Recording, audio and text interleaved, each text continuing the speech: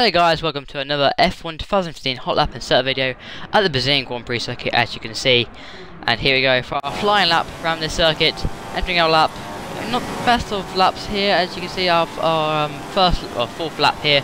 Not the best of 110.2, but here we go into the first corner. And the second gear, locking up on that front left a little bit, turning it in quite early in the CNRS's and getting a nice, just flinging it in left and right and left again at the CNRS's. And it's just got a nice line through there, picking up the pace, picking up the power down this back straight. And here we go in the first, taking a 16.9, pretty decent down to third gear, checking it in there and actually hitting it very nicely, using a bit more of the track, a bit more of the curb, but not too bad. Got a nice run out of that corner, and here we go into this double, basically apex corner, double right-hander, and the fourth gear into the fifth to try and get the maximum turn in possible. And now the second gear, try and tuck it in here, clip the apex very nicely. A little bit of opposite lock there to get the power down on the second gear, keeping it in second, now third, now fourth, short shifting a little bit up to fifth gear, and on the second gear once again, going a bit deep, not hitting the apex, but just about clip the apex on that inside line, and our fourth, and our fifth gear, and now sixth. And we're going to the last corner, very difficult in this game. Then the second gear to the third, and we've got a little bit of understeer and oversteer, a bit of oversteer as well there. Not getting the best traction out of that last corner, but not too bad. Here we go. Our run has been a bit compromised in that last corner. Could have been a bit better actually on my lap, could have been a bit more smooth with the throttle, but it's a bit of a difficult corner, that corner. It's always been a bit difficult in these games. But here we go, across the line, a 109.910.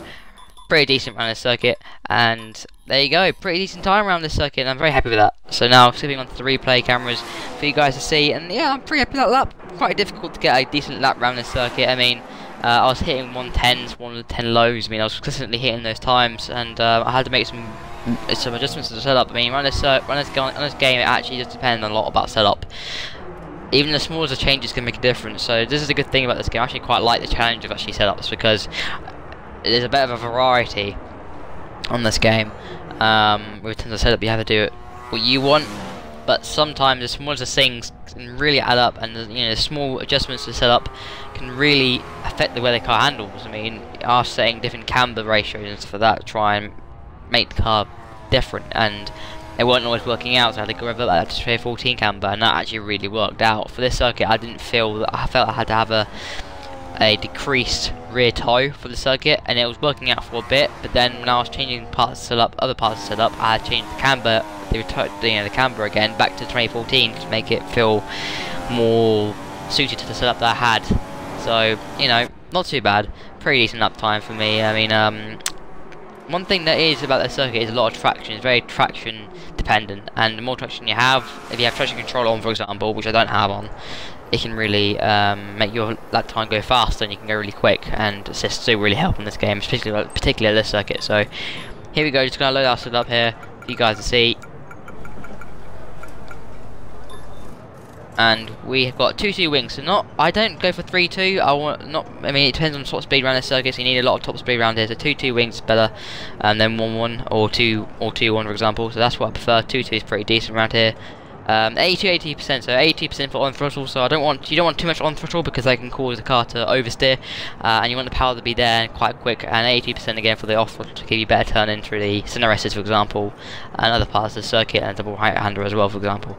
Camber is like the same as 2014. I tried changing the rear toe to like 30 degrees, but that didn't really help out. So normal toe and normal camber for this setup, and 10.7, 11.10. So 10, you could do 11.7, 11.10, but 11.7, 11.10 is for me is better. But 11.7, 11.11 you could do that, but 11.7 gives you better turn in a high speed corner direction changes, and 11.10 does like the same thing as well. 17.6, 17.6 for the tyre pressures, so it doesn't really matter on this game in time trial, and 7 ballast. So that's pretty much where I have my setup. So that's what I prefer, and hopefully guys that really helps you out for your setup. And when you come to do the circuit on time trial or career mode or Grand Prix mode, that should help. And in the world, here we go, and you can see a lot of the guys on time trial use assists. A lot of the guys. I mean, the fastest guy without assist is Terrell Button. He did like a 109.3, and obviously Limitless did a 109.5, as you can see coming up very shortly. Yeah, Limitless did a 109.526. So, and that's, I mean, there's not many people who've done lap times without assists. So, a lot of them in the top 100 have set times with assists on, and we've done a number 65th. We're 65th in the world, because other people in front of us have run assists, and that's the thing with this game. Assists do count a lot. So there we are, 65th in the world. Hope you guys enjoyed this video. Please leave a like and subscribe for more racing action on this channel, and I'll see you in the next one. Thanks guys, see you in a bit.